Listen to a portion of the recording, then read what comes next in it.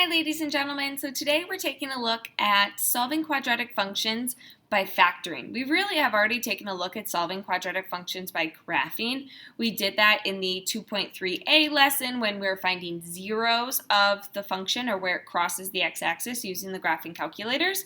So now we're going to look at using a method of factoring. We're also going to look at being given the factors for a quadratic function and using that and doing the process backwards to find the function that those zeros or roots originated from. So if we take a look at our warm-up problem, suppose a model rocket is launched from the ground and its height can be modeled by the equation -16t squared plus 160t.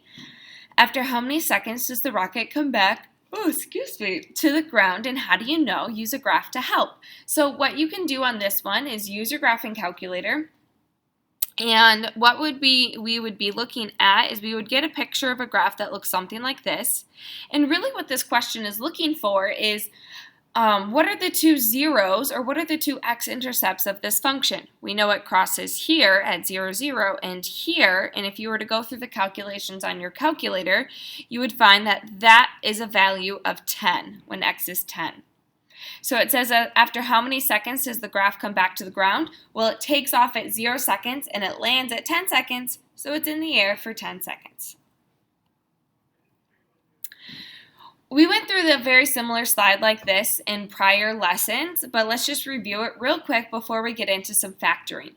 Quadratic functions are going to have either 0, 1, or 2 zeros. In other words, they're going to have no answers because it's never going to cross the x-axis, one answer because it's going to touch the x-axis, and then be everything above or below it, or we're going to have two answers because it's going to cross the x-axis twice. But you should never end up with anything more than 2.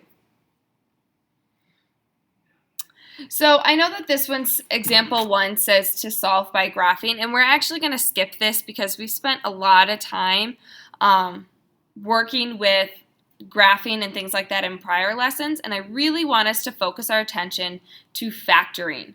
So let's begin our first factoring problem. So we can also find zeros of quadratic functions by factoring, and hopefully you saw this in Algebra 1. And I know for many of you, it's been a couple of years since you've had to do factoring, so our factoring skills might be a little rough, but hopefully with this lesson, we can begin feeling confident again in our factoring skills. So it says find the zeros of the function by factoring. When we're going through a factoring process, the setup is we're creating two binomial quantities that would be multiplied together. So if we distributed